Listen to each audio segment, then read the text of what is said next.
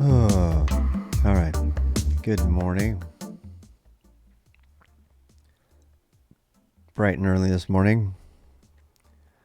Lots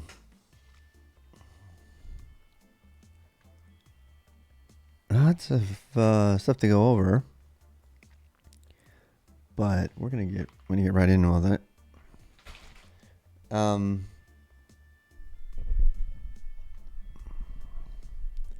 Your timing is impeccable. Let's go. It's just going in. Oh, what a day. Today, Gwen, how's it going? Wow. So let's look at this. So tonight is full moon and lunar eclipse. That's a thing that's happening. Did you have a great day? Nice.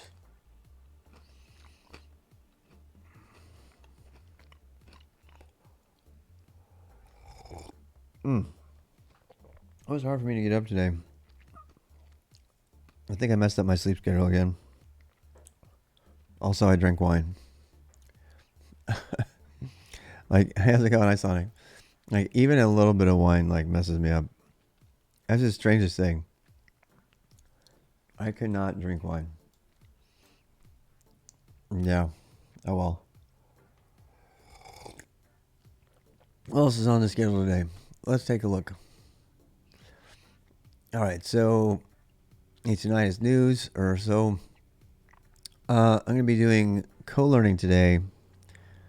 Today is Kubernetes co-learning. So, Kubernetes co-learning today. Actually, no, let's do what did I do? What am I going to do? What am I, that whole thing. So, I guess let's just do the highlights of the news. Today's full moon eclipse. And there's no other big news, I guess. Let's go through the ZETs that I did.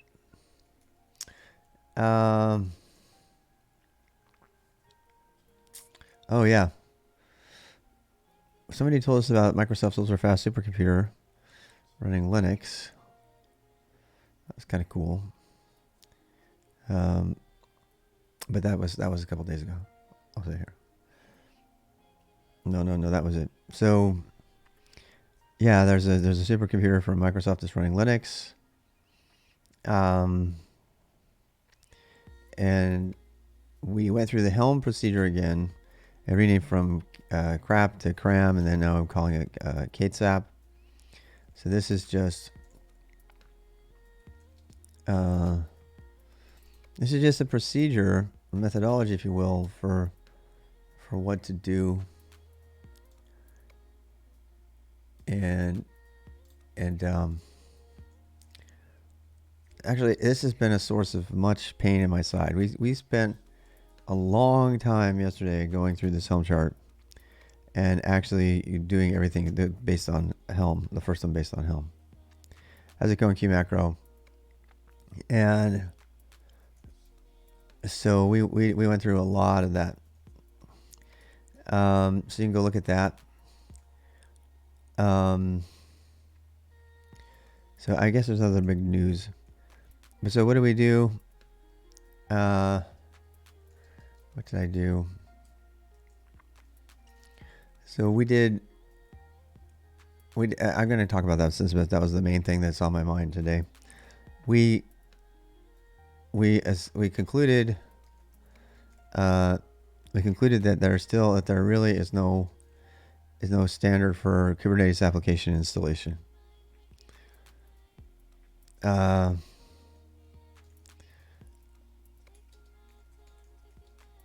This continues to be the thorn in my side. It's probably why I drank last night.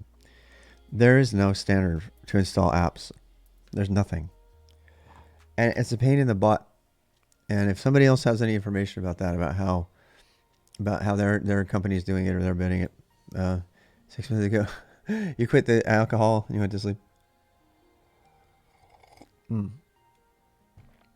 All right. So this is like really, really annoying. There just really is not a standard. We found several more bugs with Helm. Like bugs, like bugs with Helm. And I stopped submitting PRs and everything to Helm because the project is just a disaster. It's an absolute disaster, and I don't want anything to do with it. And I don't. There's 10,000 open issues on Helm, and yet this is the main thing that's being used to install everything. So, I revisited the justification for not using Helm, and a justification for not using Helm. And I explored, we actually asked some people. Proportionate was the biggest one. Proportionate has authored books on Kubernetes, and they're not pack publishing, and does not use Helm at all in their enterprise. Explored flattening everything into just kubectl apply. And that is a valid way to do it. However, there are the pros and cons of it. We debated about that a lot last night. And last night's VOD, I was like in a good mood, but we got talking about this, and so we're going to be exploring that today. So I'm going to go put that in what I'm going to do. What am I going to do? So today, the first thing we're going to do at 10:30, if not earlier, we're going to try to flatten, attempt to flatten complex Helm charts, and specifically JupyterHub. But we'll start. I'm going to just do, well, actually, we're going to do an easy one and then a hard one. We're going to do node feature discovery, which is standard. Now, this one's not too hard. Node feature discovery should be a good one because node feature discovery is already one of the ones that has an option to flatten it. It already has a flattened option for installation, and they completely accept that that's how a lot of people will be installing it. More complicated cluster, Helm chart like JupyterHub 1.0 is going to be more difficult, but I have a feeling it's going to be more insightful. We're really testing the premise. We're testing the premise that package management is a fail. And I need to qualify what I mean by that. You're going to have to watch the VODs to understand. I'm going to probably make a video just about that. It is not true that you do apt install anything. There's no equivalent to apt install in Kubernetes. The best you can get is to fork somebody's repo with all their source code in effect. Look at all of it, make your customized changes, and then apply it. To call anything in Kubernetes package management is irresponsible, in my opinion, because it keeps promoting this idea that you'll just apt install stuff and you'll be able to update it and everything. You cannot do that. Even if you decide to use OPA Gatekeeper and don't do any validation plugins or anything like that, which we decided yesterday, you cannot call it that. I don't know of anybody who has ever installed a Helm chart from the internet without having to examine the template files and see what was going on and do extra configuration. And as you know, that is not something you do when you do an apt install or yum or whatever. When you do apt install, it's not pull down the apt package, bust through the dpackage file, look at everything in there, make sure you agree with everything, make some custom configurations, and then install it. That's not the process. But that should be your process for installing software into Kubernetes, and it's currently not done by Helm. So for Helm to call itself a package manager is irresponsible, in my opinion, because it promotes a false idea. See macro. So that we're gonna test that premise, and based on the fact that statement is a lie, that premise is false, then that releases us from the responsibility of sticking with the package, for example. So I'm going to get more into detail on this one later, but this is really important. I want to make sure that this comes across. So because there's no such thing as apt install, Helm install does not work. It always has some extra thing you have to do. You have to configure it. If you're not doing that, you're going to get burned.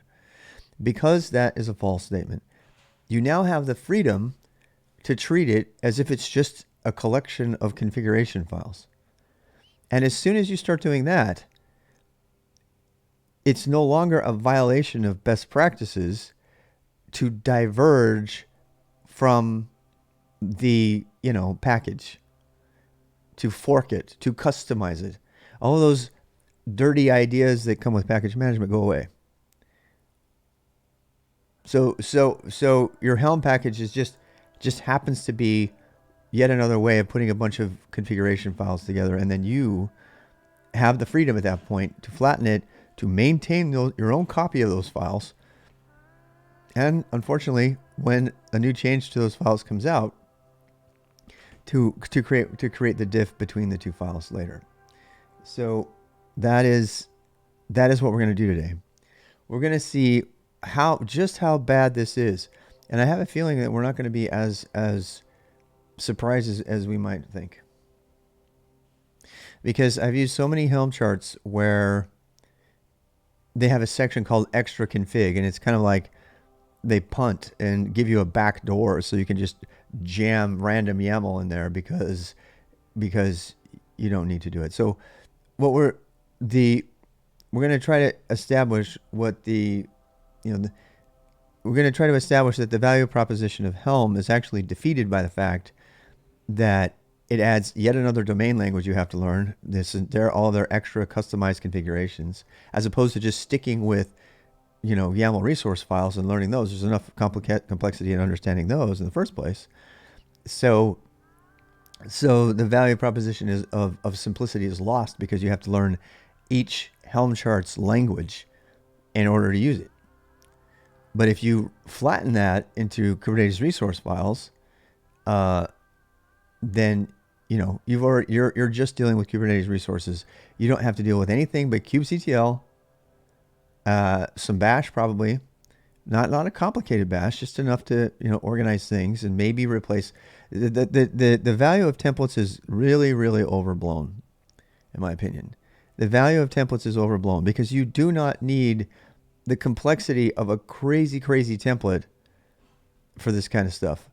Now, the application developers might want that in order to do multiple scenarios and stuff.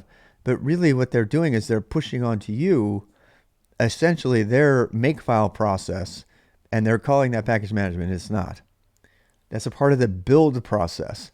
And so Helm pushes the build process on you no matter what, because when you run Helm and all this stuff, you're actually running their builder. It's not a package manager. A package manager is got resources that are completed and in a static tarball. In Helm, they're building the quote unquote package on your system based on your configuration and then installing it. That is a build process. That is not a package management process. So based on all of that, diverting or saying, hey, you who decided to only publish your thing as Helm, we're going to take your Helm chart, which may or may not have really bad errors in it, we're going to flatten it to in our way using probably just Helm template dot, and boom, you got all your files. And then we're gonna examine what it takes to just maintain our flattened copy of all these files, whether we use customize or just plain old thing. So I really want to explore that idea because it actually could be much easier for for any Kubernetes administrator to manage it, as opposed to having to do the extra crap with Helm. To manage the repo pulls and updates and all that stuff. That just is horrible. So, there will never be a true package manager for Kubernetes. I promise you that.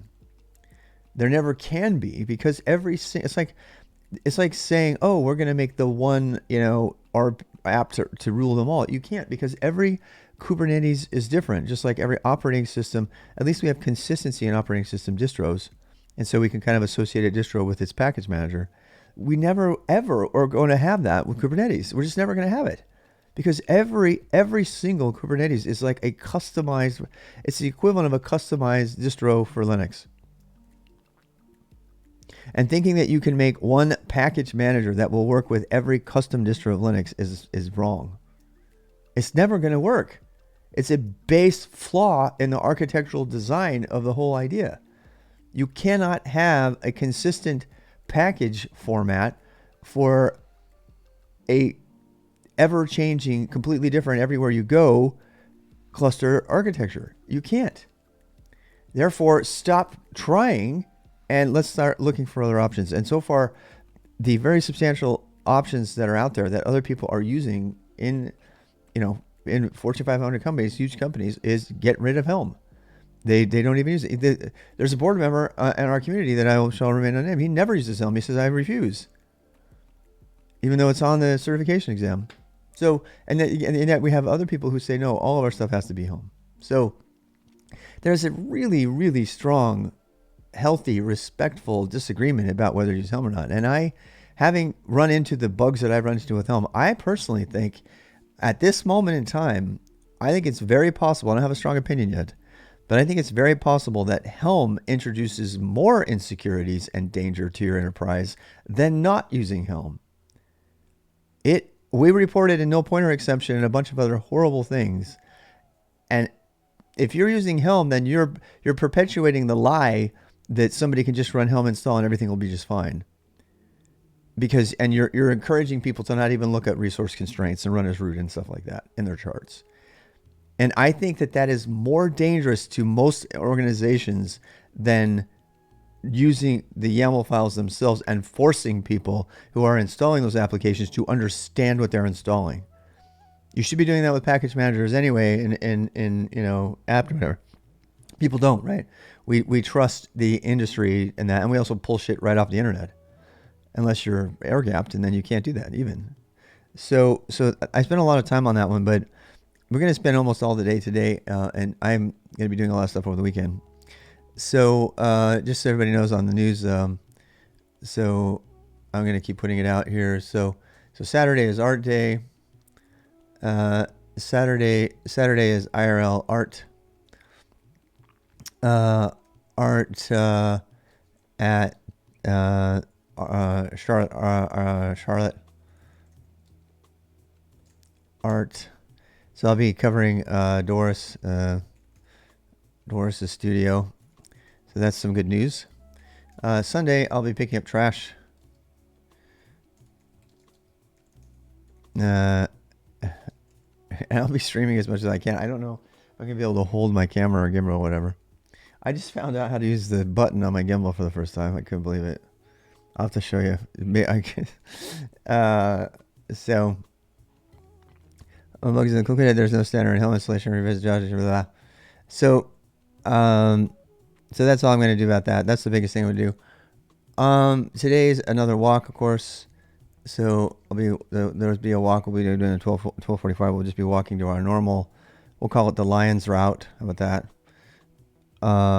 Walk and talk.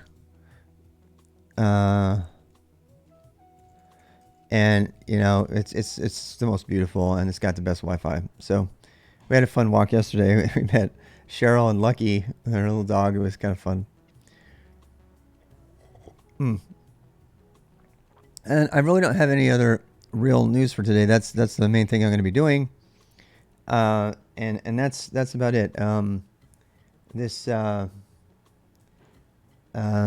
Our car is still working. We were able to survive. My 2 days ago, my wife got rear-ended by an 18-wheeler.